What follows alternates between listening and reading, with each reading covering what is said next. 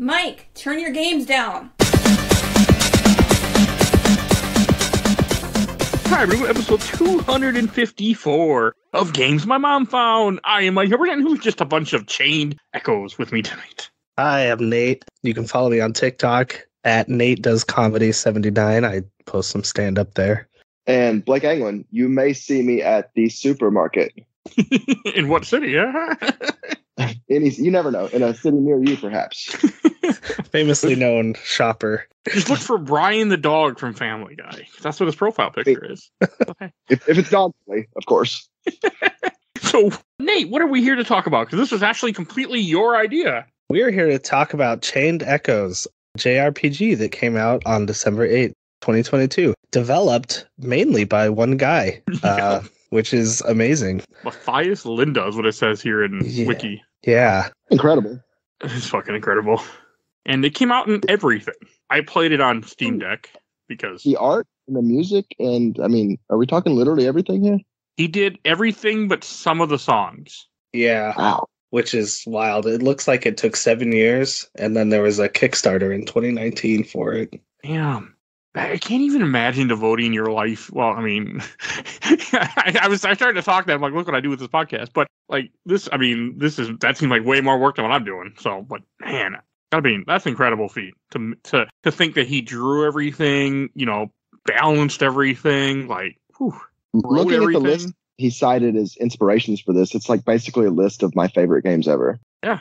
Oh, and there will be spoilers for Chained Echoes. We are going to spoil the story. We'll try to tiptoe it so you can listen to some of this episode, but there will come a point where we will be spoiling things, and I will try to warn. So I'm going to try to put a warning before we get there, but this is your first warning that there will be spoilers at some point. You've been warned.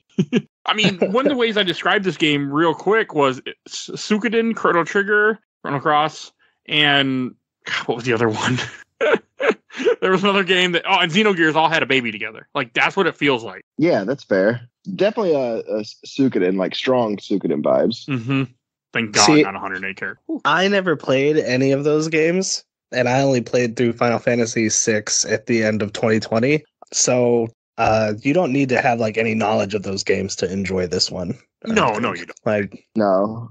Yeah. And then very much a love letter to the genre, though. Yeah. It's just and I should ask what our history with. I mean, this did just come out, but I had no interest in playing this. I heard great things about it, but I'm like, I don't care. I got my classics. And then Nate's like, you have to play this. And I'm like, fine, I'll put it on the schedule. And here we are. Oh, Blake, what is your history with this? Well, so, I'm a big JRPG fan. That's probably my favorite genre. So I'm always like got an ear to the ground and, it had really good reviews when it came out. I mean, it was pretty much hyped up, 9 out of 10s in a lot of places. So something I was familiar with, and it came out on Games Pass on Xbox. So I tried it out and I really liked it. And then I kind of just fell off of it for like 6 or 7 months. And then, we talked about the podcast and I picked it back up, and I am glad I eventually, finished it because I feel like it does lull a little bit, and we'll talk about that more when we get into it. But overall, it really did, I think, live up to the hype. And what about you, Nate? I literally opened up YouTube one day in early November of 2022, and on my recommended for you was a trailer for this game, and I just showed a big mech, and I was like, what is this? And then I watched the trailer, and I was like, that's day one, baby. Like, it sold me just on that, 2.5 minute trailer, I think. Okay. Yeah. And then I was like, oh man, once I started playing, I could not stop. I did everything. Like, I 100%ed the game. First playthrough, did everything in it. That's impressive. There's a lot to this game, too. We'll try to get into as much as we can. I mean, I actually didn't like this game in the first 4 hours.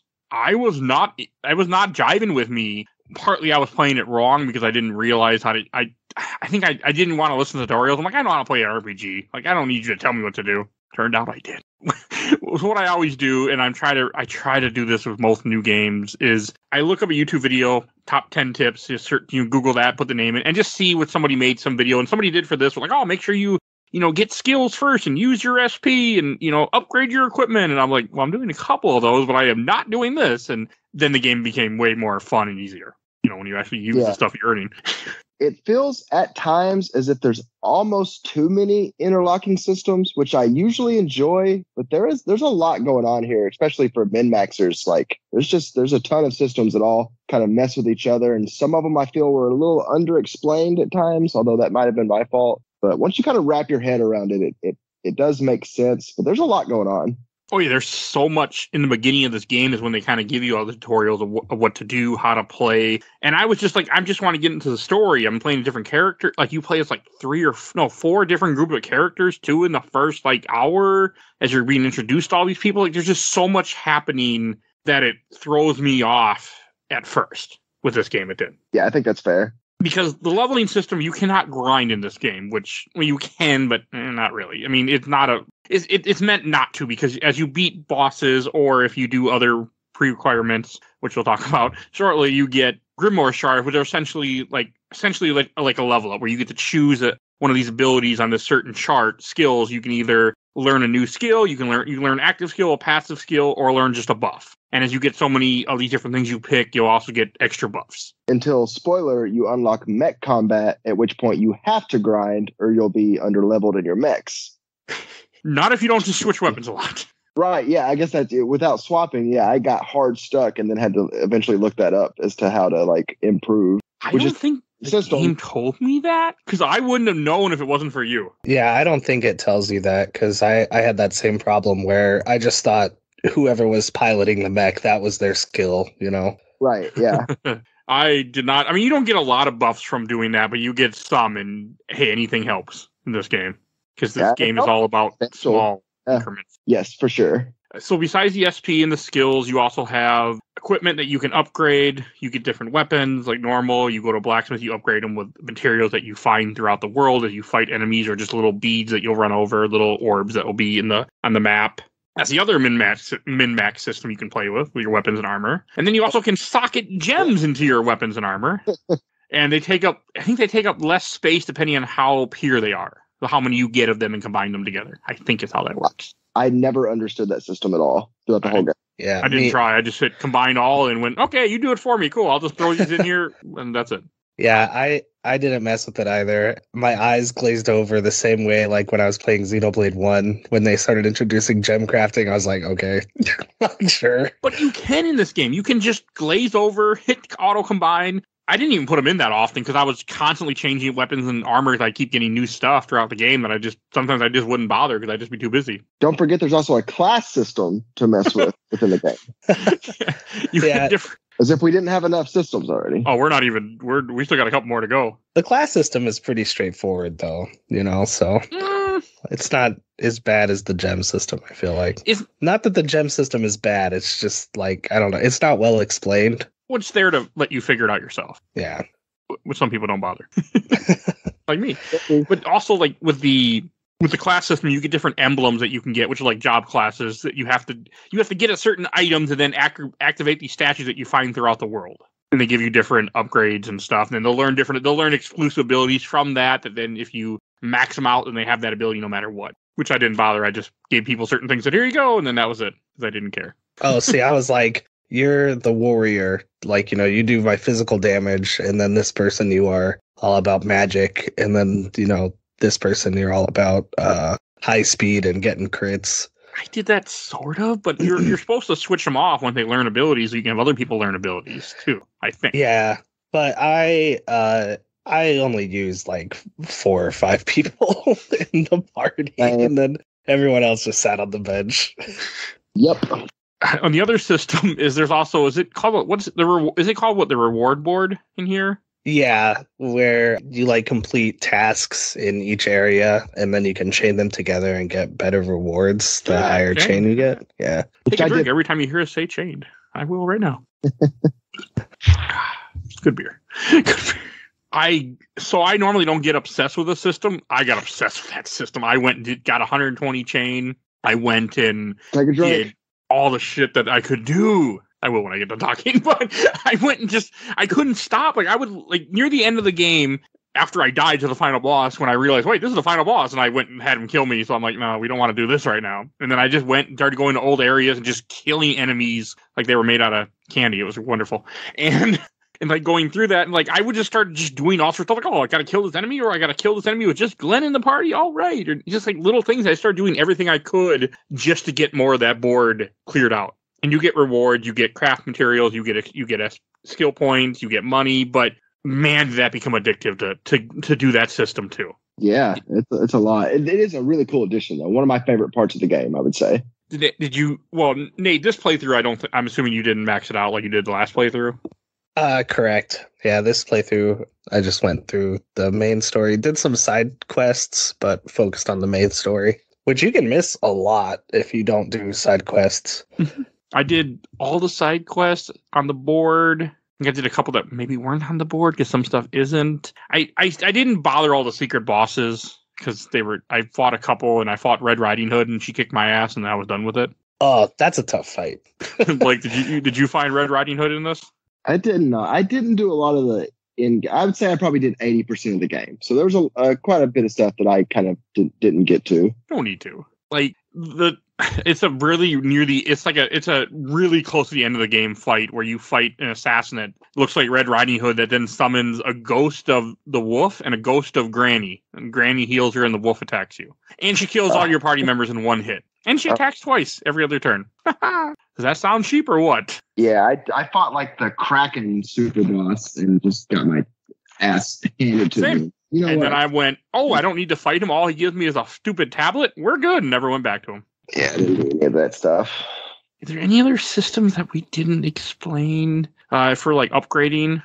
Okay, because you have all the skills. I mean, and that's so for those that are like, what the hell? Like, that's just all the stuff there is just to upgrade your character. And that doesn't even count the Sky Armor, which is a whole nother menu where you learn abilities for the Sky Armor, which essentially just means you equip a certain weapon, fight with said weapon until the star becomes max, says max on it, and then don't ever use that. And then just whatever weapons you want. Plus, the game didn't tell me this, but you guys did, thank God, that depending on what equipment you have equipped on the Sky Armor, bases on what abilities you have at your disposal. So if you want heal all, you have to have support drones. Yeah, the Sky Armor, to me, I don't know how you guys felt about it, but it was probably my least favorite part of the game in general. Was it first for me? It grew on me at the end of the game because I got really good at it, and I really liked it. I also had everyone had support drones, so everybody had heal all, so it got a lot easier. So yeah, once I understood like that you could, like the weapons are what skills you have, like you can really kind of break some bosses where you're just like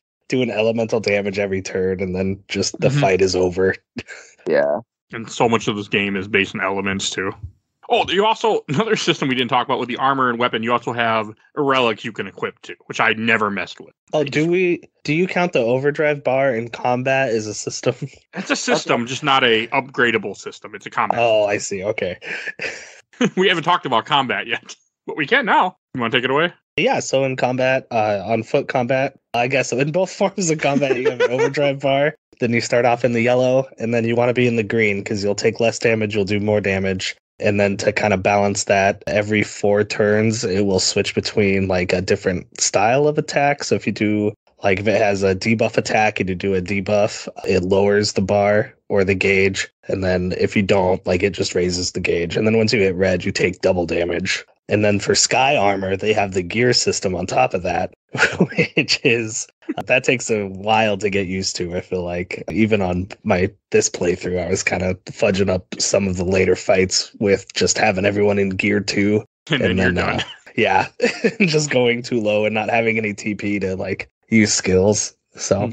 I mean, there's just so many mechanics. And the game never, like, the combat didn't get boring to me. Because, like, when I play an RPG, I like to just hit X, X, X, X. And just, I do regular attacks. I don't fuck with spells. I don't fuck with abilities. I will grind until I can just kill you with regular attacks.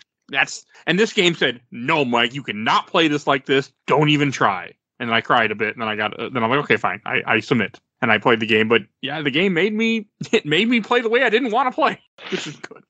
You also get healed after every battle. All your MP and HP heals after every fight. Which is nice because like I really like the combat because it just incentivizes you to think about what actions you're taking, and then there's no negative consequence to using, your skills and stuff you learn. Whereas like, when I play an older Final Fantasy, I save up all my MP for the final, like a boss. Yeah. And then just on like random encounters, I'm like, okay, you're just getting hit with Aerith's pole like for 9 damage and you'll die eventually.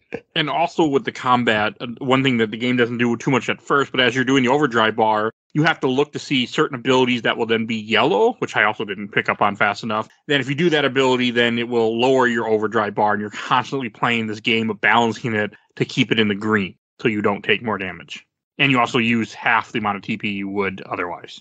So that's fun. And when the enemies hit you, the bar goes the other way. So you also have to watch out for that, knowing that their turns are coming and they're going to hit you, which is going to move your bar too. And the game is all about using abilities. Like, that's just the combat. It's all about using abilities, using different abilities. You also will end up getting more characters in your team where you have to then switch out characters. Sometimes you'll switch them out and they'll have an ability that's yellow that will then lower the bar. You have them in for a little bit, then you switch them back. Like, there's just so much of the combat in this game. Yeah, there's also some attacks like Life Thread, where if you like an enemy will use that, and then if you kill that enemy, it kills the character it used it on. But if you switch them out, then that buff goes away, and you can like switch your other character back in on their next turn. I don't know. I like this switch mechanic. I thought that added an interesting wrinkle to battles, with how enemies would do different skills on you. And everybody still gets SP. You don't have to take them in like in Final Fantasy X for them to get SP. Yeah, it's great. Honestly, the whole game just feels like a lost Super Nintendo game, but someone like made it in the future, and they were just like, here's all the annoying stuff from JRPGs I don't, that nobody likes. I took those out. And like, here's just a solid Super Nintendo RPG. I mean, you're not wrong. Yeah, feels like if this game came out or had come out, in the heyday of the Super Nintendo, we would be talking about it as an absolute all-time classic. Yeah. I mean, I will be raving about this game for years and years to come. Hell, while playing it, I texted my friend a few times, Rich, who's been on the show many times, and I'm like, man, this is a love letter to us. I sent him a picture. There's one point they're in a meeting room, and all I could hear was Returners music in the background in my head. It wasn't playing, but it was there. There's another scene where you fight a boss on a bridge, and then you get separated into 3 different parties. Strong Fantasy 6 vibes. There's also the opening scene, which is just Chrono Trigger, like waking up in your bed and talking to your mom. But then it's not even real. You're just having a dream. Yeah. But I mean, she comes, she opens the window, and I'm just like, hey, now. You're mimicking something that I love. Don't tease me, video game. Don't tease me like this. And it was okay. It paid off. Like, it wasn't, and I made a post on Facebook when I saw that. I'm like, it's a good RPG when it starts off like this. Classic. I won't lie, I was a little concerned going back for a second playthrough, because I was like, will it hold up? Was I just so in love with it because it was so unique and new to me? But like by the end of the game, I was still like messaging, group chats on Facebook and going like, no, this game is like really good still. Like, everyone should play this. So did you do New Game Plus, or did you play like a brand new save? I did New Game Plus, and okay. I started off because he added New Game Plus and then a new difficulty called True King, and I started off on True King difficulty, and I was like, oh, there's no way I'm going to finish the game in time if I do this. Like, it's way, like, it is very difficult. But yeah, I did New Game Plus, and they're sad to say there is no, like, bonus New Game Plus content that I found. Yeah, that's fine. So, yeah, it's fine. It was still nice to, like, blaze through those first few, like, hours with just overpowered, I would enjoy that. Extra leveling systems to dig into, so that's a shame. Well, plus I'm sure that if you're getting new Grimoire shards, you can then max out your characters finally. Well, I maxed out. You can max out your characters in like one new game playthrough. So everyone was like, max out. Yeah, it's when you do like all the super bosses and. That's why I didn't max out. Yeah, you have to do like literally everything in the game to open up all the skills. Okay, I got close. Other than the stupid blue mage guy, which I didn't even use, I got close. Oh yeah, I didn't use it. Torna, the guy that uses an anchor that eats everything. Oh yeah. I did not use him. See, like all of the characters in the game, I feel are so well written, and then in battle, I'm like, you are meaningless to me. Like Torna. Well, he's an optional character. I mean, this game has 3 optional characters. I want to say, is it 4? I think there's Torna. There's the monk. There's Magnolia. There's Raphael. Raphael. Yeah. He's a Oh, no, character. he's automatic, I thought it. No, he's optional, isn't he? No, he's optional because I didn't get him on this playthrough. Okay, so yeah, there's 4. I didn't use any of them. I used Raphael. Oh, no, I used the monk. Never mind, I used the monk once in a while. I don't remember her name.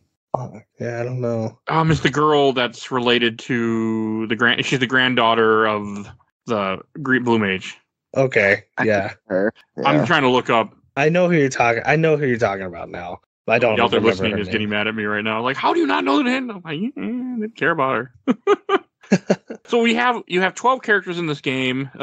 You start off with a few right off the bat. First character we should talk about, just because he's on this list. First on the list, Rob. He's an archer that you get, who's I guess I felt like a squire to the princess who is what is her name? Loran?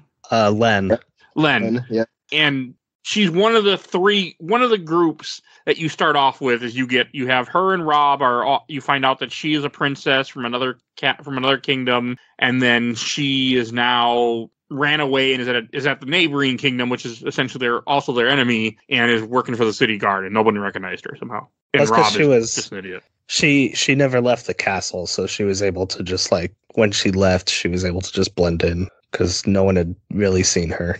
And the way that the game starts off is you play as a couple different groups of characters. You have Glenn and Kylan, who leaves halfway through the game, and or even less than that. And Glenn is kind of the main character. I would kind of say. Yeah, I think that's fair. Yeah. I like Glenn a lot. He's like your warrior type, where Rob's your archer. Len is kind of your mage knight. Dragoon is what I got from her. Yeah, but she uses a lot of elemental attacks, and she's weak. She can get her ass beat. Glenn, as far as you know, when the game starts off, is he's just a mercenary. The whole opening tutorial, this is him on a mercenary mission with Kylan and two other characters that die and you never see again. And then they essentially end up activating a freaking weapon of mass destruction and kill thousands of people. And then you start playing as other characters. You play as Len and Rob and their little group trying to stop thieves that are going to ruin a banquet. And you also have Victor, who's just when the game starts off, he's just some guy who is, I think he's old and he role plays and stuff. I think it's all you know. Yeah, he's very famous. Yeah, and you find out slowly that he's been around for over 1,000 years. And you have one of my favorite characters, Sienna, which you when you play as her, she's just a thief that your first missions are to steal things from people's houses. And she ends up she's a thief, but she's also a huge damage dealer. Yeah, she's awesome. She was my favorite easy. And then as the game progresses pretty quickly in the beginning, those all the people we just mentioned join together, and then that becomes your main group for a good chunk of the game. And then there's another character joins you later on in the game, but Thraz. There's a guy who I didn't realize has no hands or no feet. He's so cool. I didn't like him. He looked like a green lizard. I just kept thinking of a reptite, and I didn't like him at first. He grew on me later in the game, but I was not a fan of him in the beginning. No real reason. I just didn't like him. I like his skills. His skill set he was one of my main party members. He was a mage. Yeah. I have issues with mages for some reason in RPGs. I don't have a logical reason for it. I just don't like mages at first. You're a magist? I am. I only use healing in most games. If I can help it, I will not use elemental attacks. I will not use MP if I can help it. You can't in this. No, I know. I was forced to play differently, but that's how I play RPGs. Didn't say it's right. It's just what I do. Victor is also essentially a bard, so there's that too. Sienna, one of the videos I was watching compared her to a ninja. I'm like, all right, fine. The problem is when I think of ninja, I think of Final Fantasy 11, and I think of a tank. But that's neither here nor there. Sienna can get this skill that does, I think it's 3.2 damage to paralyzed targets, and then Rob can get a skill that is paralyzed shot. So once I had that combo, I was like, you guys are locked in. I didn't use that combo. Never leave. Really? Oh yeah, I didn't like Rob. Victor has a paralyzing attack, so I paired those two up. Does he? I used Victor as a buff debuff dude, and a healer for me. Yeah, he would throw HP regen and then basically wall on my characters. Him and Len were my two heal all people. We forgot another character that. Well, no, she's not optional. And then for the other characters, this list is missing one, by the way. I think.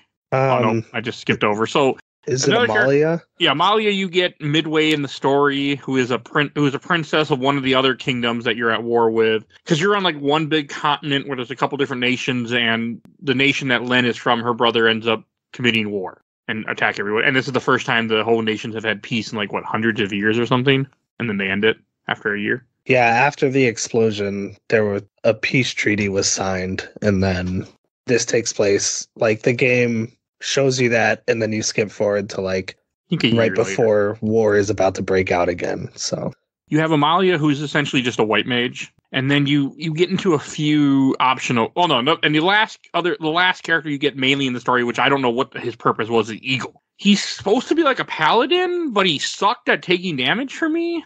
I don't know. Yeah, so he's supposed to be a tank, and then the game has like an aggro system, but the aggro system is introduced like 10, 13 hours into the game as a mechanic. And it's like, okay, so yeah, I never used him. He was one of the people that was never in the background. He was just gone. I hated him so much. He was weak too for me. Like, did you try using Eagle? Nope.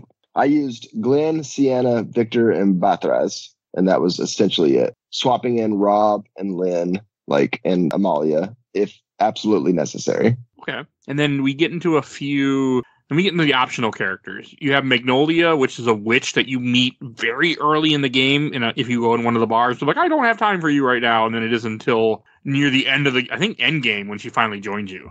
I did her the fairy side quest with her. Yeah. And there's another side quest, I think, to get her, though. I think so, yeah. I couldn't remember if they were the same quest or not, but yeah, I think you're right.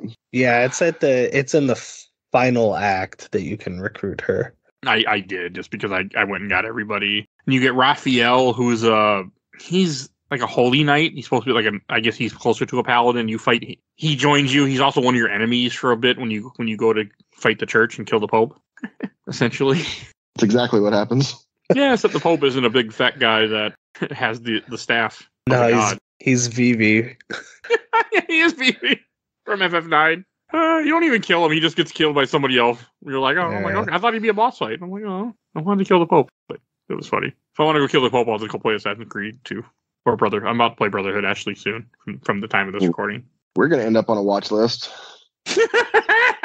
I'm already on one. That's what Google told me.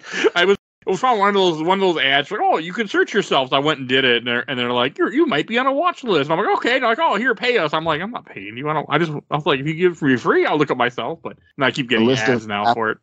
Yeah, I was like, all right. I say a lot of shit in this podcast. I wouldn't be surprised. But I'm not too worried. Oh, right. And then you have Tomp, who's a goat that eats everything, and he's a blue mage essentially. Didn't use him at all if I could help it. I hated him. I tried, but the first 6 skills I got were all awful. And I was like, this is not even worth it. I assume he has better skills, but they were all not very good. I just didn't want to eat enemies. I didn't want to weaken them and try eating them, and I just didn't care. He wasn't very good. Plus, I just had enough characters by that point where he didn't fill a slot for me, so I didn't bother. Too much work. I'm not a fan of blue mage in general in any game. Any RPG, I do not like blue mages. Not even Quistis? I liked her, but I didn't use her, no. So, I didn't use her abilities. I would learn whatever I could just based on the items that I got, but I didn't have to go out of my way. It doesn't feel like they pay off the, how much work you need to put into them, usually. Yeah. Final Fantasy 5, for example. Woohoo! Or Strago in FF6. I don't even think, even after getting all his skills, there was nothing that was like, oh yeah, I need him to come in and use that. So. Yeah. And then the last character, which I did use, is Micah, who is essentially a monk. She's pretty good. She was one of my backups. I try not to use her a lot. Yeah, and the game benefited from especially near the end, some sort of system or even an optional, kind of like the Phoenix Cave in Final Fantasy VI. Where you actually split your team up into parties, and I was kept waiting for something like that, and it never happened. I mean, they split you up a lot throughout the story of the game. I'm actually okay that didn't happen because I hate that dungeon. But I get where you're coming from. Yeah. I really hate the Phoenix Cave, by the way. I do it last every time. Even though Locke's my favorite character, I do that dungeon last every single time I play 6, so I hate that dungeon. I love it. He's always the last one I recruit in World of Ruin. And for the record, I play 6 every so many years. I would have been upset if that was a thing, because when I played through Final Fantasy VI for the first time and I got to the very last dungeon and that was a thing, I was like, well, shit, I haven't been like leveling up these guys like ever. Surprise. So then I had to do like extra hours of grinding just to get them competent in fighting. I mean, last time I played 6, I went in 100% of the game pretty much. I beat the final dungeon with all the dragons. Yeah. Don't do that. I don't recommend that, but I did it. It's on a podcast, episode 150, I think, or 125, somewhere. Go check it out. It's on record. No, I was on the podcast. Oh, yeah. I forgot you were on it, by the way. It's been so long. There it is. I'm also on my second beer, so I think that's hitting me too at the moment. But Oh. it doesn't.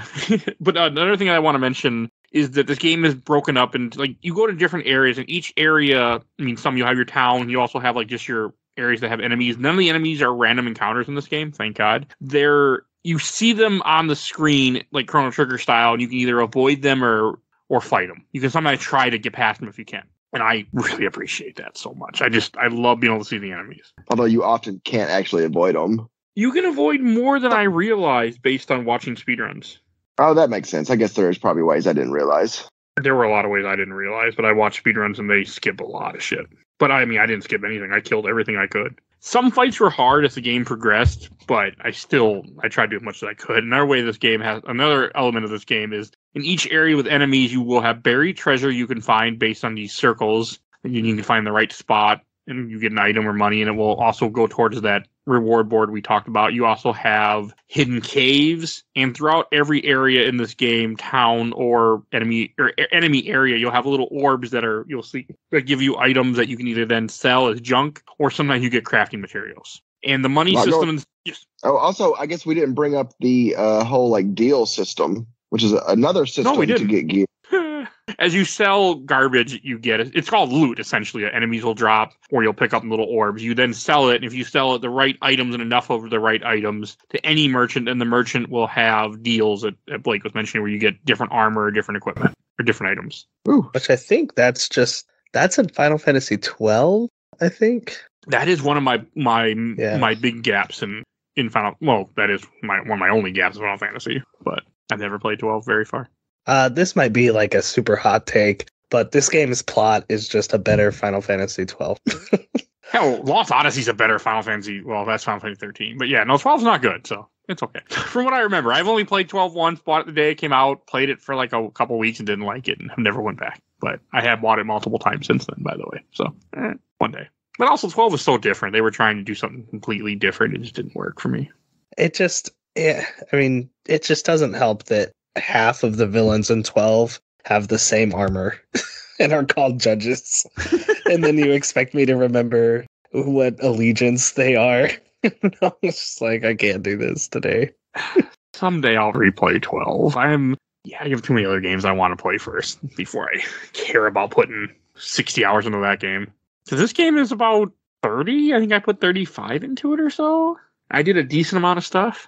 And you can speedrun this game in 4, by the way. So doing everything, I think it was like 46, 48 hours. And then this New Game Plus playthrough clocked in at just under 15. So I'm fine with that. I'm trying to think of any other systems that we should mention. Also, you have unique enemies you can fight in an area too. When you go to the different monster areas, there'll be like certain, to use a term from the online days and from the FF11 days, notorious monster, an NM. You would then see that you could fight, like there'll be one of them you fight, and then they'll check a thing on your reward board usually. But none of them are like absolute virtue in FF11. Yeah, that doesn't click. Oh, it's like a super boss that they had that was it in took, C? Like, hours to kill. I don't know. I never played FF11. This is coming from like watching, top 10 hardest Final Fantasy boss videos, We're gonna find out, by the way. I know somebody that I'm gonna text and I'll see if she gets back to me in time. But you got Tak the Yak, and then you get to fight that house at the beginning, which is very fun. Yeah, a lot of a windmill, maybe. Like you go up, it's like after you go past Tak the Yak because he'll just wipe the floor with you, and then there's a guy going like, I can't go up there because of the windmill. Like it's so scary. And early in this game, you get fast travel crystals too. Like every zone will have multiple crystals that let you fast travel. So depending on what's going on in the game, you can always go back to old areas easily. You can revisit whatever you want to. Yeah, there's nothing missable too. Like, if you're doing a 100% playthrough, or you want to do it after you beat the game, you can just go and do it. You don't have to start up a new save.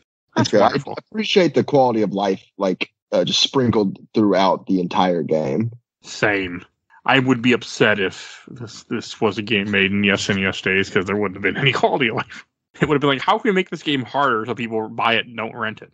Yeah, that's fair. This game has a very engaging story, too. I think the only thing we didn't cover about the combat, you also have ultra moves that you get for each character. It's essentially like a limit break, but you get it as a party. You get to choose in which one you want to use for your character in a battle. God, I lens every chance I got. Lens? I used Did you say Glenn or Len? Glenn. Okay, I was going to say, I used Glenn's all the time. All the time. Same. I would use Glenn's all the time, and then Sienna's on bosses. Mm-hmm. Yeah. Every once in a while, I'd have to do Amalia or Victor's just to get stats back. But I used Victor's a few times, but I never messed with Amalia, because I really got into my cycle of the characters that I used every time. And breaking news, Absolute Virtue was C, by the way. And I did not Google that. I texted my friend and she told me. What is C? You're opening a can of worms, Snake. Okay. C was Chains of Mafia was the second expansion that came out for Final Fantasy XI, and they called the place C, where Rise of Zillart, which is the one that came out with the game when it came to America, was called Sky, where you went up in the sky.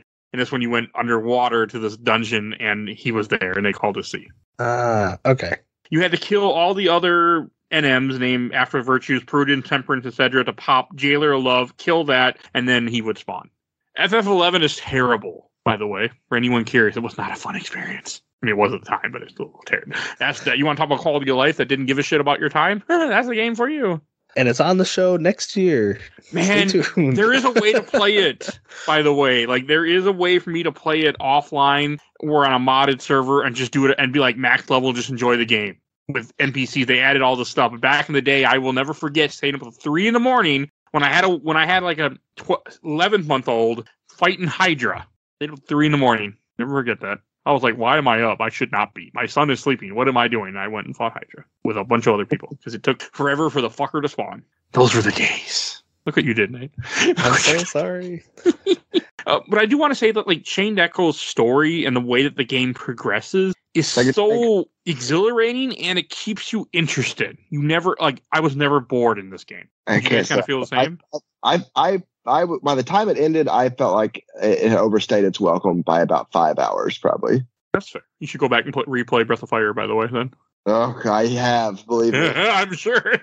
The first time I played it, I was like you, Mike, where I was just like, this is perfectly paced. There is no downtime. This is amazing. And then doing this New Game Plus playthrough, I was like, you could cut out exploring the city of Nisa. You could just let us go straight to the end boss. I didn't mind Nisa. I really didn't have a problem with any of the areas. I felt they're very varied. There was lots of little things happening as you're traveling. It also felt kind of Lord of the Rings to me at times, where you're really traveling across the country, at least at first. Yeah, I could see that with the mountain range, especially. Yeah, because you have, for the first part of the game, you don't have an airship, you don't have anything, you're just you just have one mission, which I think was to destroy the Grimoire, which is the weapon of mass destruction, and that's your whole goal for Act 1. And I think that's when Kylan leaves you, and I think you even lose the Grimoire, if I remember correctly. Yeah, I mean, do we want to go spoilers? I guess I kind of did, but yeah, you know what? At this point, we're going to go full spoilers into the story, so you've been warned. Okay. Yeah, all of Act 1, you're just looking for the Grimoire, and then you go to Tormund for it, and then you get that scene with Killian on the roof, and he's that's when he kind of hints that I'm going to take, I'm not going to destroy the Grimoire, I'm going to take it and use it to make a better world for when my sister wakes up from her coma. And Glenn is like, that's fucked, bro.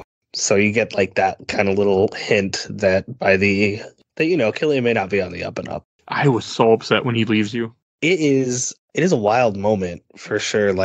Even like replaying it, I was like, man, I forgot it happened this early in the game, you know, like I forgot that was the end of Act 1. Like, Damn, is that early? yeah, that's the end of Act 1 because you're on the airship. Oh yeah. And then I think you're like going to leave, and that's when Killian like grabs Len and is like, hey, give me the grimoire, you know? Okay. And then Len, and then you lose Kylie, and I thought I could get somebody else that used the great sword again, and you don't until endgame. Yeah, tell Raphael, yeah. That upset me because I really like the great sword's moveset. Yeah, I like Kylie a lot. I was really upset when they got rid of him. Did you use the ultra move that he has? Yeah, it's a really cool ultra move too. I was really bummed when they get rid of him after Act 1. And after Act 1 is when you build your own rebel base and you start to and this is when you start recruiting people and you have an airship, so then you can fly around the world map and you're trying to make rebels to then fight the kingdom because her brother, who is king, ended up using the Grimoire, took over a couple countries. I think he ended up taking over the whole continent at that point. So then you start a rebellion against him. Yeah. But even before, sorry, I had written down in my notes that I really wanted to talk about the story moment at the inn. So like after you're all separated, you meet back up at this inn with the white flowers outside. Do you remember this? Oh, where they scream? Glenn by yourself? Yeah. No, that's an orphanage, I guess. Yeah. No, that's the start of Act 2 when you're at the mansion. Oh no, he's right. Yeah, it's Act 1. It's early. It's when you're still trying to head across the world. You stop at an inn. And then the flowers scream, and you find out the guy is killing people and putting their souls in flowers for some reason because he's trying to transmute. Yeah. Yes, I do remember that. That was fun. That was the moment when I was playing. I was like, this game is really something special. Like, this game has phenomenal writing. Like, especially that line after you beat him, that then is like, man, this is really cruel. And Killian goes, not really. And then she's like, oh, is this like a common campfire tale? And he goes, no, it's a story you wouldn't tell in a campfire. And I was like, man, that's a good line. Well, it also kind of shows you that Killian is a piece of shit. Surprise. Yeah, but it's also like, it also is like Len's naivety just growing up within a castle, you know, like she didn't like get to see the cruelty that was like that humans are capable of, you know. Because she wasn't forced to. And then you get the bar scene too with the general from Tormund, and Glenn like punches him, and the bartender is like, man, you are like ruining our lives by doing this. Like, well, yeah, if he remembers destroy this, the he's town. going to be pissed, you know? I don't think he does, though, does he? I think he forgets it all. Yeah, he goes back to Tormund, and then that's when they fuse him with the Grand Grimoire. Or give him the generals become get magic powers and stuff. Yeah. I love that you get to kill a majority of those generals throughout the game that you have to watch. So I have a question. Have either of you played Xenogears ever? No. There is one part where I started screaming at my Steam Deck where you end up the king has an advisor, and then there's this random woman that's with him, and you fight the guy while you're in mechs, and he's able to hold his own against your mech, and I swear that's a fucking reference to Xenogears and Graf and Ming. Someone out there gets that reference, but that's what it felt like. I took a picture and I was like, it's Xenogears reference. And like, yeah, my wife's just like, what? I'm like, don't worry about it. It's like you wouldn't get it, but I got so happy. I mean, it probably is, you know? It had to be. The way that he fights you, because he holds his own against a mech and he shouldn't be able to. And he's also not a lot more to that guy, too. I forgot his name, the white-haired guy. Gawain. Yeah, there's so much of that character. And that's kind of how Graf is in Xenogears, but I'm not going to spoil that. So, not in this episode. Episode 290-something will be Xenogears. Then I will spoil it. And the game does such just the way everything goes and how you because after Act 1, you start, Act 2 is you building a base, and then I know it comes to a point in the game starts tricking you that you think you beat it and you didn't beat it, and I remember Blake being upset. Just keeps going. Because you end up killing the generals, you kill the king at one point, and the game still doesn't end. I've killed the Pope, I've killed the king, like what is left at this point? The gods. The gods. Because I forget when it is, but it's later in the game you find out that there's these gods that exist that are going to destroy, essentially Mass Effect style. They come every so many years and kill all civilization and start over. Yeah, so like they had created the Grand Grimoire, and then it was stolen from them. And so then every once in a while they wipe out humanity because, you think it's because they're just like douchebag gods, which they are, but it's also because like this supervillain, the Harbinger, lives in the Maelstrom, and then the souls of like humans keep it locked up, so they have to wipe out humanity every so often so it doesn't get out. That sounds Yeah, it lost me when it got into the god stuff. I just didn't. I had trouble following everything. It's a lot. I remembered it and I enjoyed it while I was playing it, but I beat this game for a week and a half ago, and I beat another game since then. I do not remember. I just know I really enjoyed it. But that sounds accurate to me.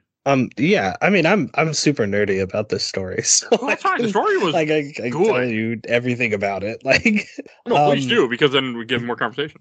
let's not skip the part 2 where Bathraz and Amalia have this thing called the curse. And when Bathraz meets Amalia, he's like, "Oh, you've been touched by this curse that, you know, like I have also come into contact with." And then you fight, is it Mathai on the beach? And that's when you meet the masked man for the first time? Can't remember. That also felt like a Xenogears reference, because in Xenogears you have a guy that you beat and he's like, "I want the power. What are you willing to sacrifice for the power?" And then you have to kill a super powerful enemy. So Yeah. It's what happens. Absolutely. It's a Xenogears reference. There were a lot of them in this game. There really were. So then that happens, and then I love Bathraz, and I love Bathraz as a character because of his story and how you find out that these weapons he's using, and he's like missing his limbs, but he has like metal on his body, and you find out that that's his dead son, which is just like insane. It really is. And I was like, I don't know. I really like that character because his story is it's different than like just a standard JRPG character. It's different than what you would expect. Yeah. Like you're like, oh, he gave up his limbs so that, you know, he could save his village. Cause that's what the game kind of hints at. Like they have really quick flashbacks, but then they show you and you're like, oh no, it's so much more than that. Like, and when you find out Amalia did it to save her life because the family was killing everybody. Yeah. And then I'm pretty sure the game hints that she poisoned everybody else. Yeah, she did. But then because she was immune to poison. Well, it says that she was immune to poison because she had technically already died. And then that's like when she was like, she made the pact to like, because she wanted the magic to destroy her enemies, you know, like the concubine who had killed her. And then like the masked man gives her the power to heal. You know, it's like kind of like a cruel thing, like where she can't kill anybody, so she can only heal. So when she drinks the poison, her body just heals itself. But it also could have been her dad that poisoned everyone. I don't really say, but everybody's dead. Yeah.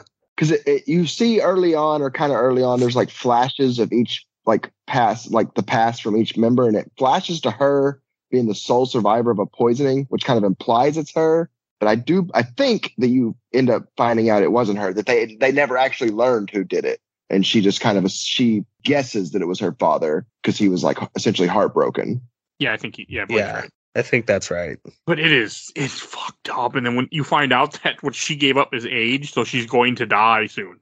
She has a year or two left, and she's only like 15 or so, or 13. Like she's just a child. Yeah, which, I mean, flash forward to the end of the game, like, Bathraz leaves because he's like, I'm going to go find a way to, like, stop this curse from killing, like, Amalia specifically. It's so fucking dark. It really is. And then, so Act 2, you're building up the base, and you're, like, colluding with Queen Bran?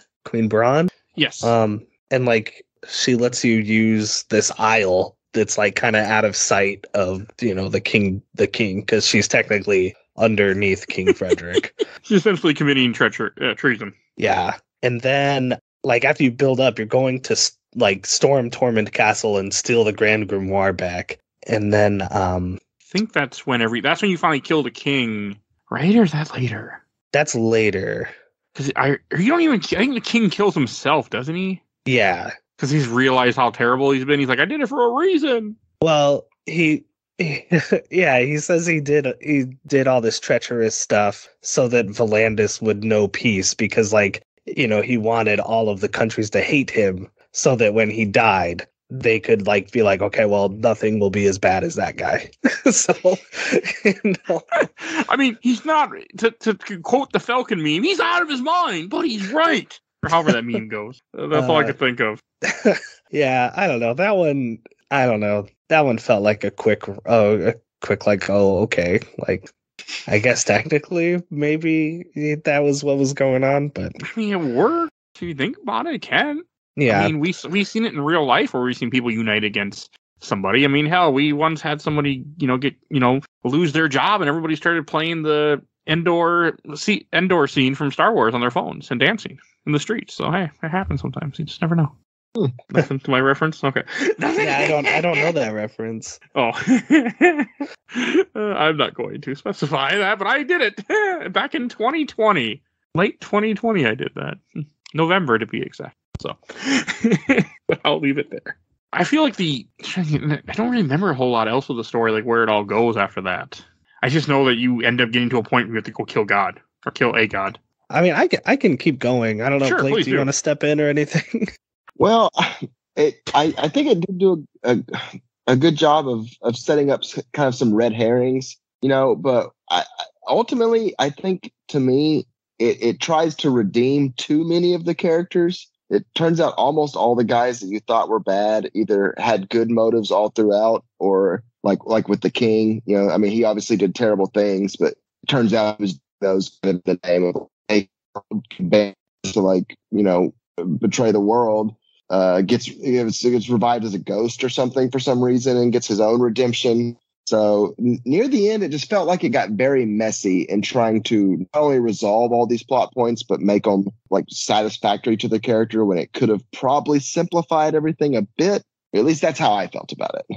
Yeah, I agree with most of it. I really think the only one that doesn't like come off well is the king. Like I even think like Killian's redemption is kind of justified, I guess. I like Killian's redemption in the very end of this game, where it ends up taking the godly power and turns into a monster that you then kill, and then he realizes, and then he helps you fight the god. I liked it. I don't know. It didn't land for me for some reason. That's fair. I didn't have really any complaints with this game at all. Like I love the story. I was so into it. Like every scene, I was like, I was excited to see where it was going to go next and how dark it gets. And I love war stories like this in an RPG. I want to know how you guys felt about the flashbacks to their past selves, Len and Glenn, and then Glenn running off to tell Len, and he's like, "I'm Timothy," Like, how did you guys feel about that whole reveal, I guess? I like it. Which turned out to be correct. He wasn't Timothy. Yeah, Nope. that's the reveal I'm talking about. Like, I think that reveal is... I personally loved it. Like, I thought it was a really well done kind of flip of the script of a classic, trope where it's like, oh, we knew each other in past lives and we were, like, fated to be together. And then it's like... Yeah, and then it's like, nope, it's just some rich prick. But it also works so well. It did. I think for me, I was far more invested in like those individuals, because I think the characters themselves are extremely well written. And I was just so much more invested in their individual stories than I was the overarching plot. That's fair. I mean, I thought they had really good stories too, so that helps. I didn't like, find anybody's amazing. story boring. Yeah, they had some really good, like all that. I agree that the kind of that reincarnation tale and the kind of twists of it, and like we've already talked about Bathraz, Rob, I think had a really compelling individual story, and even Sienna, really all of them. That was to me the strongest parts of the narrative. Because with Sienna, you find out that she worked for the church, and then she found out that they were the ones that are raising the monsters and setting the monsters out throughout the world, other than killing people, and she left them. That was good too. Yeah, and left her wife in the process too. Oh yeah, I like they did that. I'm glad that games do stuff like that now, and it's not like for shits and giggles type of thing as it once was. Like as this came out in the 90s, it would have been. It wouldn't have paid off. And I think there's a couple. So I think it's either implied or outright stated that Killian, I think, is has a male lover, and Sienna, obviously, homosexual. Yeah, you see him in bed, which is also a scene from Xenogears, by the way. But there's a scene in Xenogears where you have two people in bed together, and then the guy wakes up and goes outside because they're having nightmares. Xenogears reference. I love Xenogears, by the way, in case you didn't know. Oh, I guess I do need to play. It's like kind of a hole in my portfolio. I got news for you. It's going to be on a certain podcast sometime next year in September if you're interested and want an excuse to finally play it. Ooh. Is it easily acquirable? Depends on what you have. If you have a Steam Deck, yes. If you have a PS3 and if the PS3 store is still up, also yes. It's on the PS3 store? It's on the PS store, yeah. Back PS3 wise. It's well, part of the PS1 Classic. It was. Sign me up. Okay. I'll play it. It's a wonderful fucking game. One of my favorites of all time. If I hate it, I will just talk about Chained Echoes again. Do you like Sky Armor Fight? Because I loved it. Then you'll be fine, because this Xenogears is full of mech fights, what they call them gears. And from then on, like even in this game, I know they're called Sky Armors in my head, and they're called gears. I will never not call them gears. Just like I'm sure people call mechs Gundams all the time if you had Gundam being your thing to introduce you to that world. See, I won't lie. I was surprised by my own lizard brain when I first, like I said, when I first saw that trailer, because I'm not a big mech guy. Like, I don't like watch mech media or anything like that, but like I was just drawn in immediately.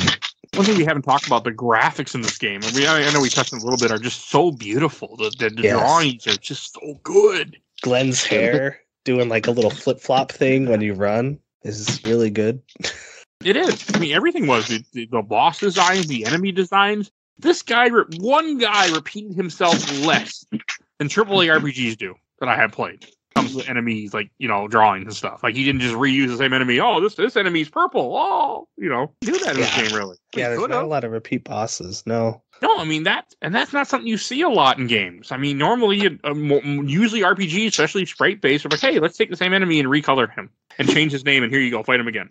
I just want to know if he's okay, because the creation of the Vane, the gods, those are some of the coolest, like, designs for just, like...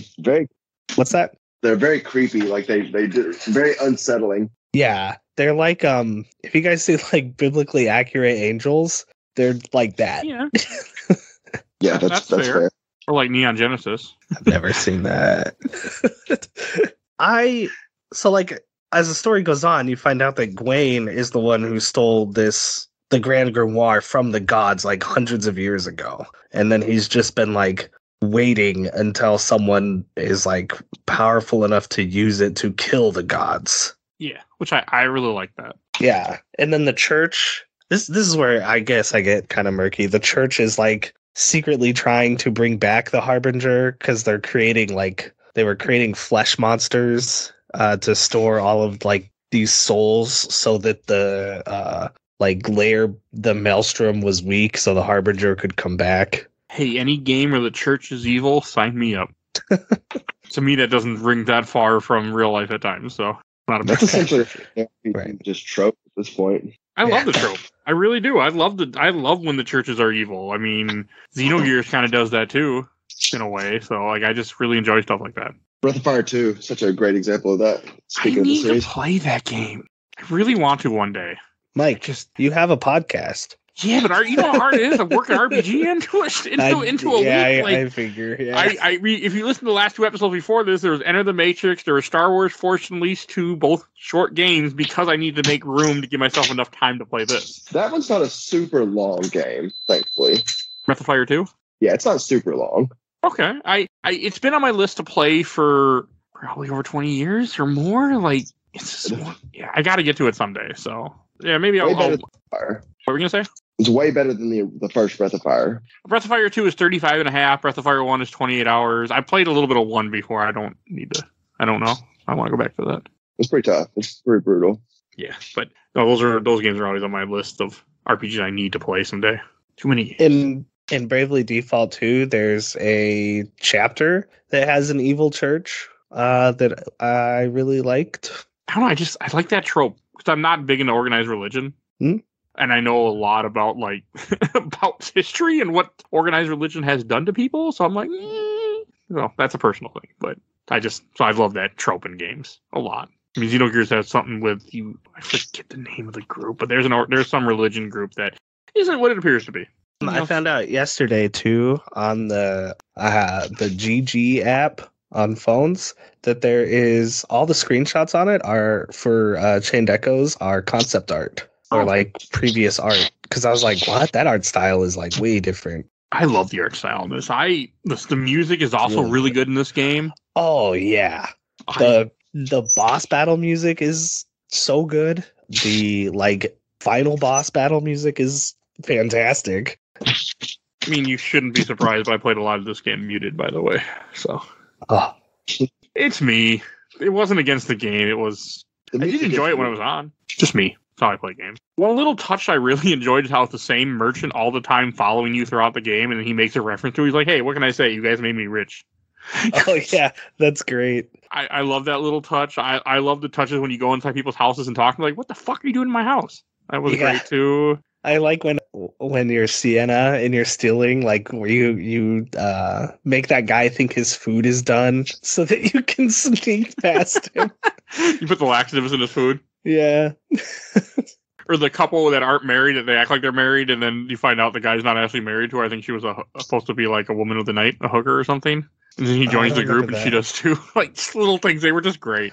There's that whole town you go to is Sienna, like when the group is split up and people are just like, this town sucks, everyone is mean, that's why I live here. Yeah, rock bottom. Yeah.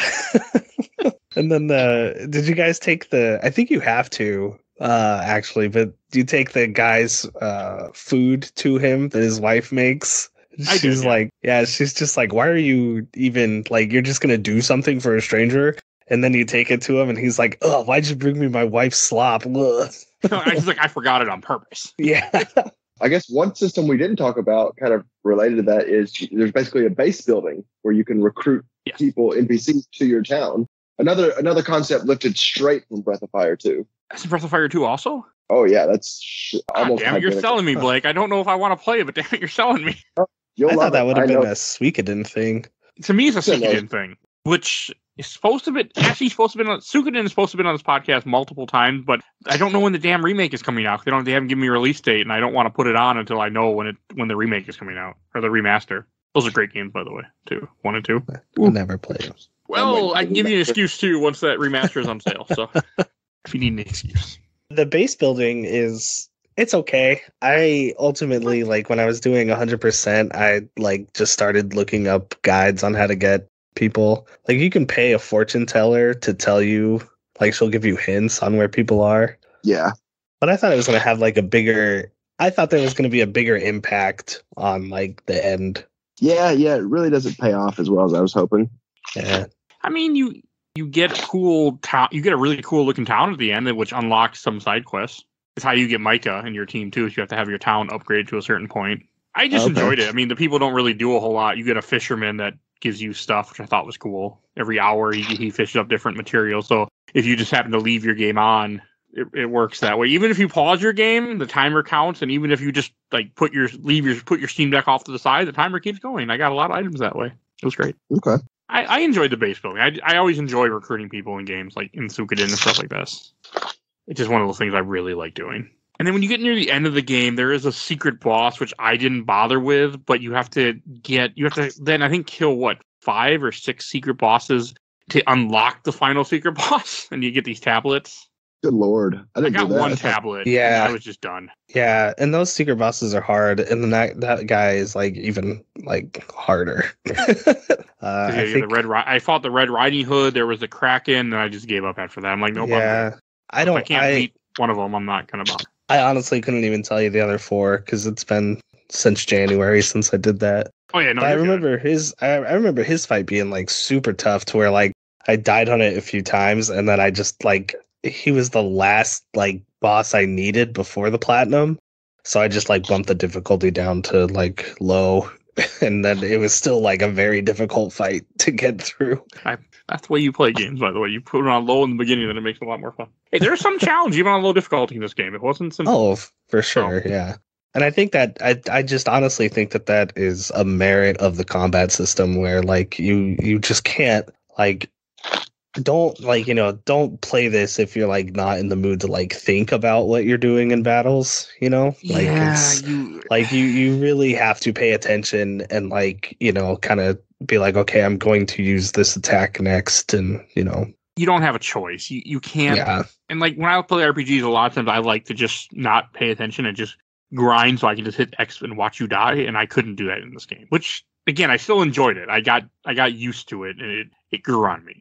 Yeah. But I did die a few times. I had multiple boss fights where I would die and have to retry because either sometimes it would just be, or even just regular enemy fights, I would just have to retry because they would just attack the same person over and over again and kill him. I'm like, well, you just fucked me over in this point in the fight. Sometimes I could revive him, but sometimes like, yeah, I can't. You killed my healers, both of them. Like, I'm done. We're just going to start over. I had a funny glitch both times when I played this in the final area at Nisa. Len died in a battle. And then for like until I don't even know what like stopped it from happening, but like her body was in the death pose, but she was like holding her spear. And then like when I was running around, she would just glide along the ground. And then in battle, she would like glide forward and attack enemies. I was like, that's hell? I was like, that's fun. Should take a video of this. I did. I think I did at least. I'm curious if you have it. That sounds cool. I don't mind glitches in games and stuff like that. When weird shit like that just happens by accident, it's amusing to me. I mean, besides, like, I've watched one speedrun of this game, but, like, honestly, I don't remember a whole ton of glitches besides that one. Like, it's a pretty well put together game. I have had more glitches in Gotham Knights, which I've only played for about 7 hours at this point, than I did in this game. I didn't have much in Chain Echoes. I mean, completely different games, but much bigger team on one of them. Not more than one guy. Yeah, a lot bigger budget on one of them, too. And probably only one of the two, and the ones with lower budget probably made a lot more money. Gotham Knights, I don't think did very well. No, it's an okay game. I am in love with it, my 7 hours in so far. So we'll see how I feel in about 30, 40, but I'm loving it so far. That's another podcast episode.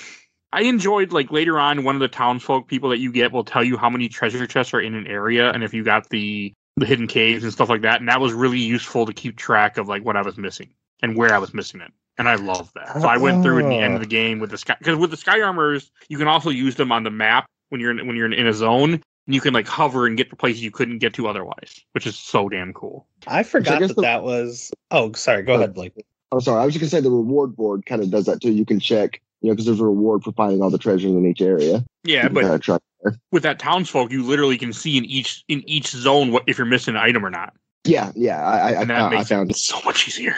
He does. I forgot that was tied to a townsfolk because, like, I was watching some videos that I had taken back in January, and it had the little treasure chest icon, and I was like, man, did he take that out of the game?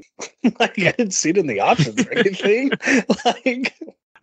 It made the game so much more fun for me when I got it, because I got it pretty early after you get your base. And it was really damn useful. And one of the things with the story, to kind of double back what we're talking about, like when you talk about like you have these past life where you hear about Timothy and Len and that whole thing where he finds out that he's a piece of shit and essentially tried to rape her almost. And he led to her getting killed and killed her. Like, and then he's been on a redemption arc where he's just been having different lives to try to make up and find Len and fix what he did. Like, I love that idea. And you don't find that out. He doesn't find that out, and you don't find it out till near the end of the game. So good though. Yeah. And I like that moment because you like go inside Glenn's mind, and like that's when you kind of find out that he's been trying to like redeem himself. And I like that moment where he comes back to the group and Len is like, hey, just because you do like, if you do a bad thing, just doing a good thing doesn't cancel out. But like seeing that you like have really tried to change yourself shows me that you are penitent about it. And I really like that line in it. Well, yeah, I mean, we make mistakes as people, but as long as we recognize the mistakes and try to do better, and you can be a better person. I mean, I make this comment a lot in the show, in an episode I just recorded yesterday, where when I was a teenager, I said shitty things to people. I will not repeat ever again. And, I learned. And when I met somebody I used to know that went and said the same shitty things that we said when we were younger, I was like, yeah, I'm good. So, like, it's just, you grow up. You should. If you don't grow up, there's something wrong. And I know people that don't grow up, but hey. It was just so good. It's that everything with Glenn is so, And you find out that Victor was the one that kept sending him back into the new lives, and every time he'd age, he would send him back again. So you keep meeting Glenn, and like all that stuff was so good because Victor doesn't tell you he knows you until way late in the game. Like, yeah, I know who you are. And then you find out that all the famous plays he wrote is just the lives that Glenn has lived since. It's really good. Felt this game had a good variety in maps too. You have just so many different stuff. You have swamps, you have mountains, forests. It did a good job of touching on everything. Yeah. The flower fields, that was maybe my favorite area in the game. I didn't really enjoy Nisa, the last city, because it's just so late in the game, so I was kind of irritated with it. But I got almost every chest in this game besides that area because I was just like, I'm done. Well, once I got the full chain map and had 120 chain, I got that really great reward of a literal statue in your town. Woohoo! That does nothing. I was kind of stopped caring as much. So, but I had to fill it out. I appreciate and I don't appreciate that right by the end of the game, right before you get to the final boss, you have to go in a different room and read a note in the table, or you can't unlock how to get the ultimate weapons in this game. If you don't read a note on a table. I missed it until the guy told me, like, yeah, go back and go do that. Oh, really? I never. It's right before the last room, like literally right before the last room. Yep. Before you go down, you go through a doorway, you go down some stairs and see the blacksmith for the last time. There's a door to the left of the door you go through that has a note on a desk. And that's how you find the floating blacksmith that gives you the best weapons in the game. I missed that. That's why I use the internet a lot. I would have missed it otherwise, for sure. Because throughout the game, you get rusty weapons, and you also get, what's the other thing called? Nate, I forgot the name. Soul? Some kind of soul. It's something. Okay. Like, I don't remember the name on it.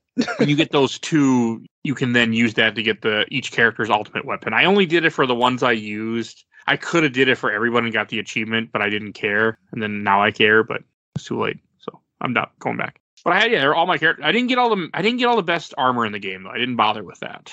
Yeah, the armor you have to do the deals. You have to find like all the junk and sell it. Oh, maybe I might have had some then because I did a lot of those. Yeah, I got I got everything in the game, and then like I just skipped most of that in New Game Plus because I was like, well, I already have you don't need to do it twice. Like everything. Yeah. I also did the other thing. Oh, and there's also like 2 really powerful mech frames you can get. Another Xenogears reference is he makes a comment when you get like the super mech sky armor, and it's like it was it's been like people can't mimic it, and it's like this old mech from years ago. That's a Xenogears reference, by the way, because in Xenogears they can't make these mechs, and these legendary mechs were made by a past generation. Okay, I really want to play Xenogears throughout the whole game. I'm sure I missed so many of them. Oh yeah, no, and that's fine. But hey, guess what? In next year in September, you get to finally play that amazing game and have good luck.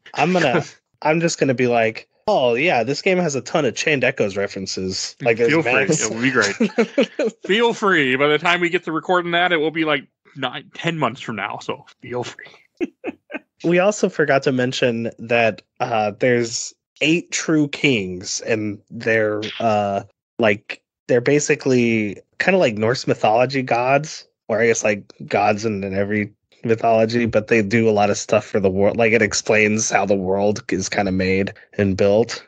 Oh, I forgot about those. Yeah, and then when Killian takes the will of Gawain, he becomes like you find out that Gawain was the 8th true king because McLellan, who you go with to the city of Nissa, is like, yeah, there's an 8th one, but like nobody really knows who or what that is. And then you find out when you fight Killian, like the text screen pops up and it's like, the 8th true king, the manipulator. And it's like, oh, that was a cool moment for me. Same. I really missed all that. So Blake, did you play this you played this on Switch, or how did you play this? I forgot to ask that question. I played this on Game Pass on Xbox. Oh, okay. Yeah. Nate, how did you play it? On PS4. I almost bought it for Switch. I feel like this was game. great handheld, by the way. Yeah. This was a great Steam Deck game. I played this a lot laying in bed, just playing it before I went to bed or went to sleep, and I loved it. And that helped. That helped the experience too. And a couple times I stayed up way too late, but hey, I had to beat the boss.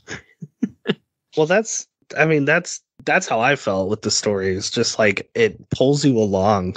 Like every like kind of breadcrumb they give you, you just want to be like, I need to know what happens next. Like I couldn't stop playing. This was a game that grabbed me a way games don't grab me often anymore, where I just wanted to play. Didn't want to stop. I would stay up later than I should. I just couldn't stop myself. Like, this is so much fun. And I had to get through it. Partly podcasts, I had to get through it, but also I was having a blast. And then we should talk about the very ending, which we kind of been dodging. So after you killed the gods, you end up, someone has to be sacrificed. So Glenn sacrifices himself to let Killian survive, and then Glenn gets reborn as a bird, you think. And it's there's a little more nuance to that. Yes. Feel free. Like, I'm a little buzzed. So. No, you're fine. Where like Killian is like Killian sacrifices himself, and then you're running out, and then like Glenn becomes Gwaine basically, and can like use Gwaine's powers and stuff. So you escape. And then you're at a party for Amalia's birthday, and Len goes out onto the balcony to talk to like Glenn, and then that's when it's revealed that Glenn actually like let Killian live, because Glenn is just like, I can't. He's like, I've lived so many lives, I just want to come back as a bird, you know, because he had a pet bird as a child. I like that though. It's a cardinal too. Yeah, it's a cardinal, and I don't know, it's such a wholesome moment at the very end of the game where it's just like, you know, this bird shows up by Glenn, and like, you know, Glenn is like, oh, what did you name the bird? And then Len goes, Glenn, because I know you're not like actually Glenn. And Killian's like, dang, you know, like, you caught me. Oh, that was a good little scene. And it makes you wonder, was the bird actually Glenn?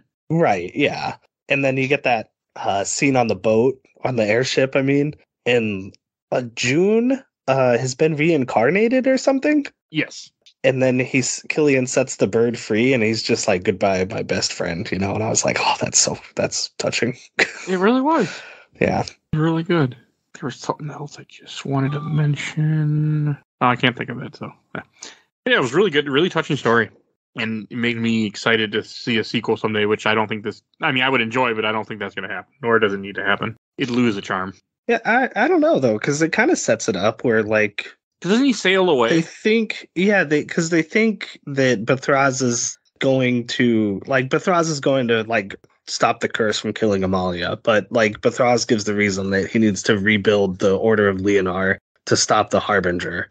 And so that's kind of like what hinted that Killian is going to do as well, as he's going out to like explore the world and like, you know, find a way to stop the Harbinger. Oh, there's also genocide at one point in this game. When you go to a bird town and you find the birds are helping out the church, and when they find out that they've been betrayed, essentially, and that what they're doing is evil, they all commit suicide. Yeah. Yeah. That was a little deep. I was like, okay, did not expect this in my, you know, friendly RPG. There's so much that happens in this game. There's some deep, dark shit in this game. Yeah. But it's so good. I just gotta say, I'm so glad, Nate, that you convinced me to do this. Because I wasn't gonna do this, by the way. I just had no interest because I'm like, why have other RPGs I want to play, like Breath of the Fire 2, that I've been meaning to play for 20 years. But I am glad that I finally played this. I know finally, even though it's only been a year, but like, I'm so glad that you talked me into it. I'm glad too, because like it's one of my favorite games that I've ever played. Like, it's so good. It's gonna be there for me too. Yeah. Anything else you want to say before we go on to questions, comments, or memories? No, not for me. All right. I know I got a few. Let me see here. It's always good to be prepared. From the I watched the entire Overlord Super replay.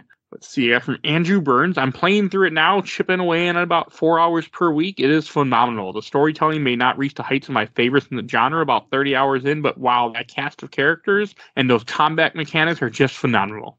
All right. From Stephen McNeely. I am right near the end of this game, and I quit playing for some reason. I need to get back to it because I really enjoy the amount of time I put into it. It's hard when you stop. That's why I don't stop. I try not to, because I know if I quit, I won't go back. From Ken Proctor, I need to get back to this one of these days, but I love the weirdness and some of the references. From Zach Harris, hell yeah, Chained Echoes was outstanding in my opinion. I never even heard about it until last December, then saw it getting huge praise. Picked it up around Christmas and finished it in January. Couldn't put it down. The way they reward exploration is satisfying. From Adam Michael Levine, why does the Pope look like a black mage from FF?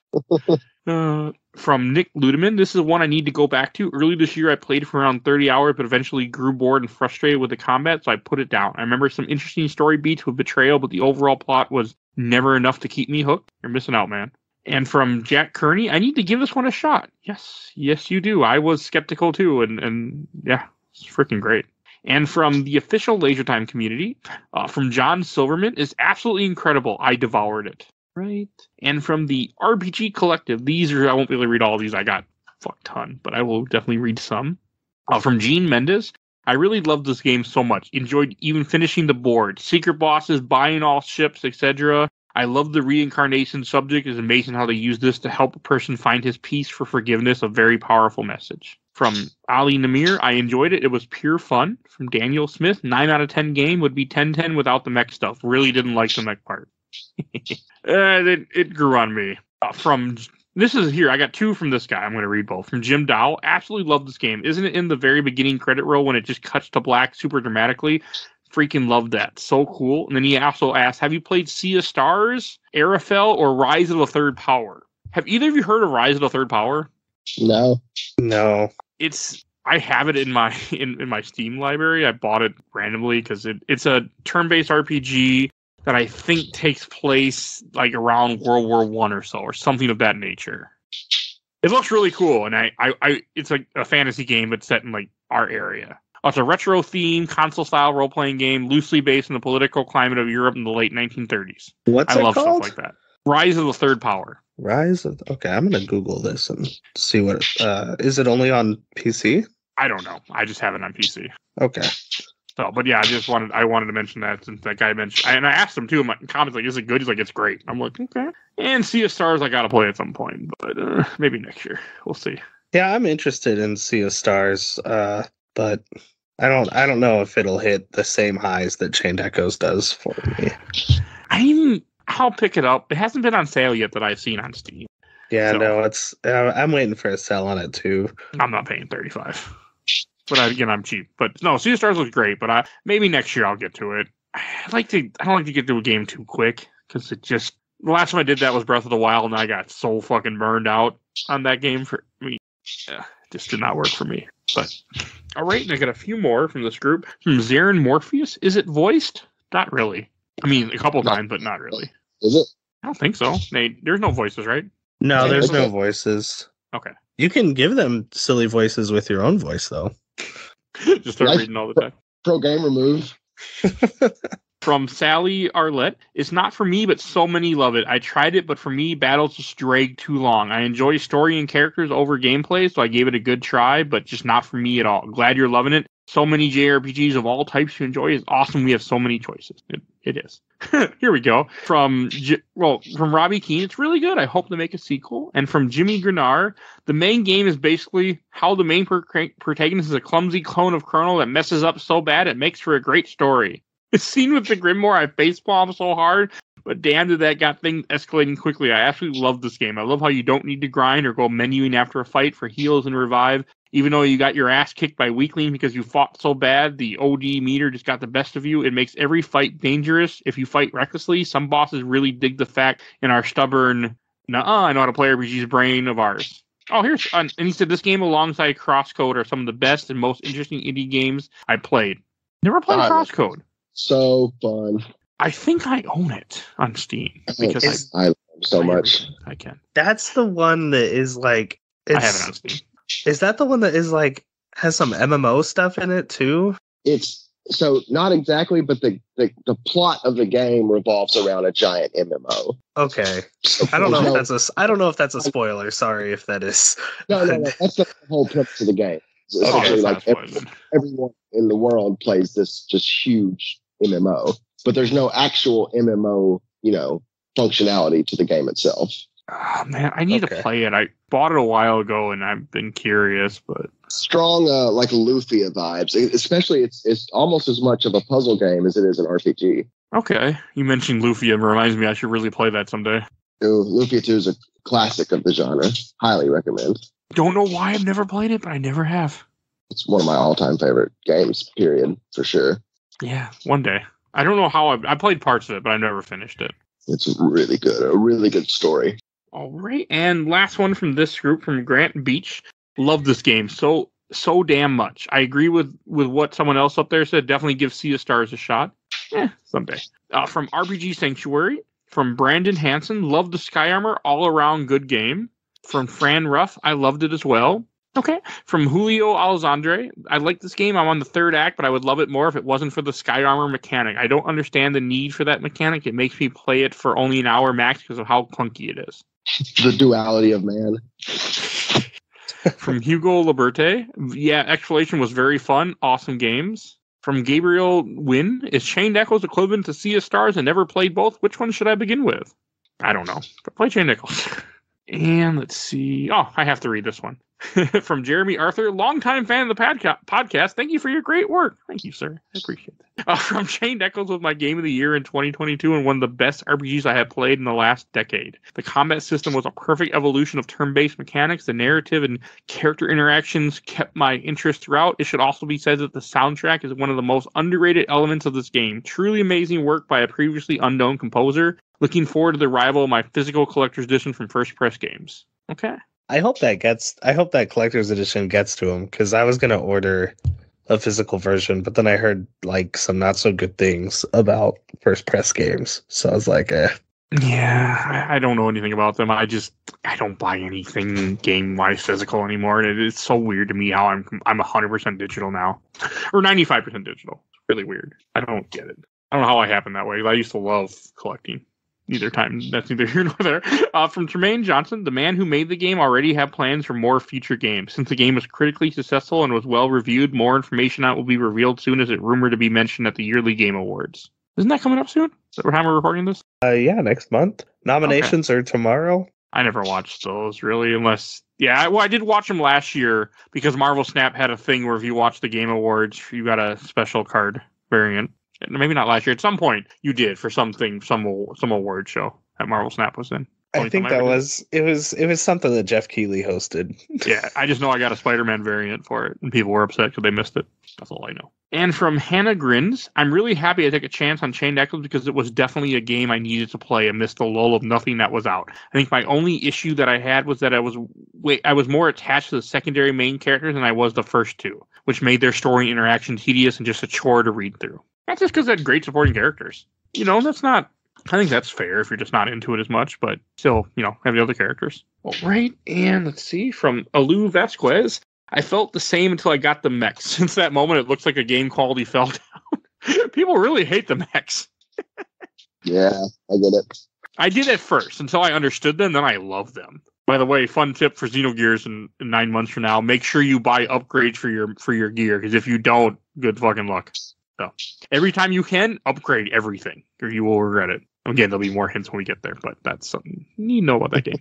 From Cody Parker, here's a good one. This game was a 10-10 for me until that awful ending, which made the whole game a 6-10 at most. What? Wow.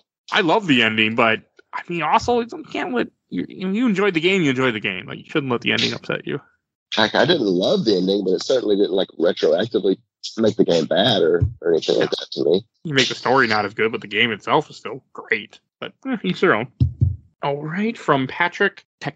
I don't even know. From Patrick. I was so enthralled by it, I would play it till 6 a.m. I had just had so much fun. I like all the characters, had some development. Granted, some had more than others, but he took the time to make them all compelling and cool.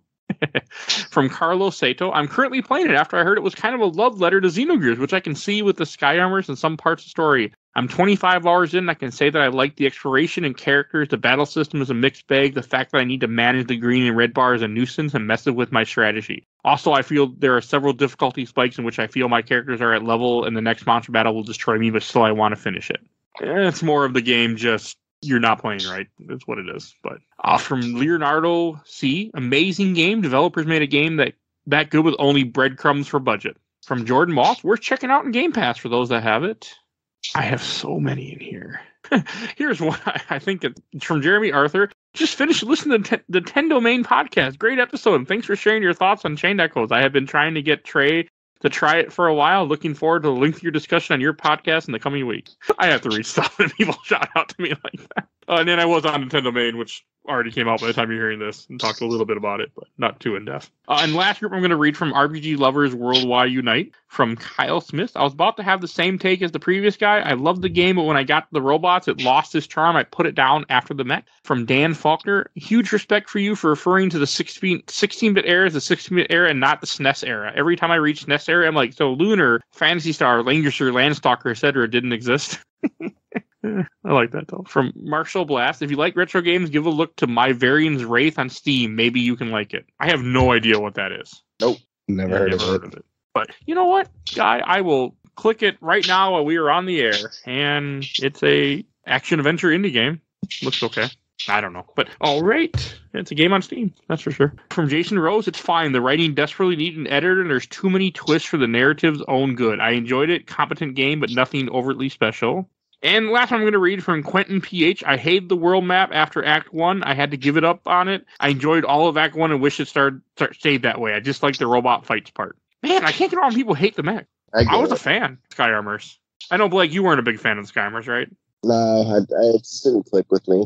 That's fair. I mean, I didn't like it at first until later on in the game I enjoyed it more, but just because I was also like, I had a system down that worked perfectly where I would switch certain people to gear 2, leave certain people in gear 1. Like I had a whole system down to how I did my fights, and it worked, and I loved it. But I completely get it. Yeah. It's also satisfying sometimes to use your mech on weaker enemies, like on foot enemies. If you're just doing like 21,000 damage. Oh god, when you have no idea how good it felt to go back to the area with the owls that kicked my ass in the swamp and just murder them with the mechs. I'm like, this feels good. Yeah. Fucking owls. See, I would like to ask all those people, did you try that with the mech? I just got news for you. If you didn't like the mech in this, wait till your mechs have fuel you have to worry about. Xenogears runs on fuel, by the way. Oh, no. That sounds like a Hideo Kojima thing he would do. Yeah, so you have to be wary about your fuel. Hey, Xenogears is great, though, okay?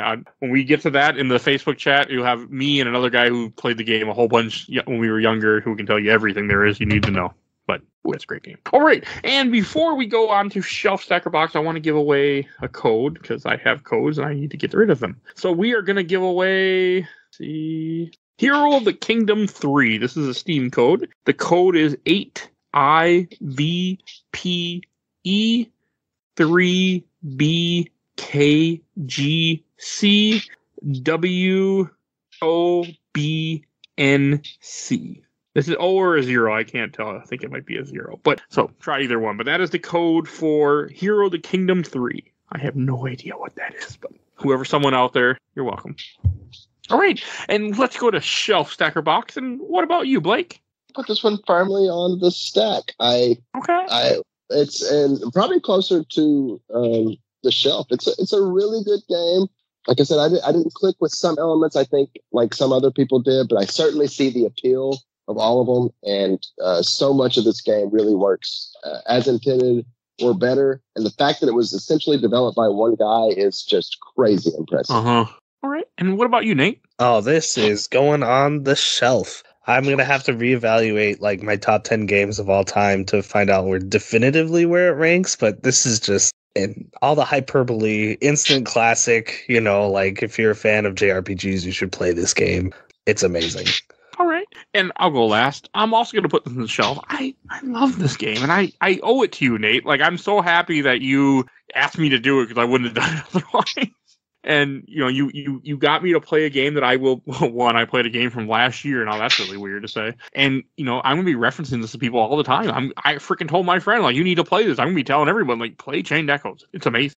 So, I'm so happy that I got to experience this game. I'm glad, because at the beginning of the year, I felt like one of those crazy the end is near guys, like holding up cardboard like play Chained Echoes. Like, it's so good. And everyone is like, yeah, okay.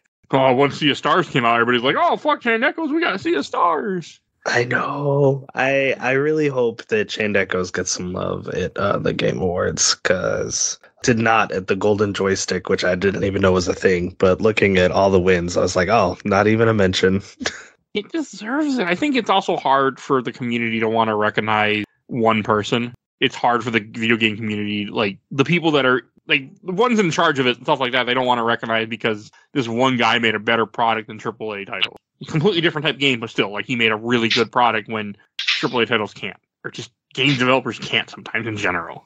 I mean, looking at you, EA, who took the FIFA game and re-released the same game over and over again and said, hey, look, here's $60, please. So, one guy, give him fucking credit.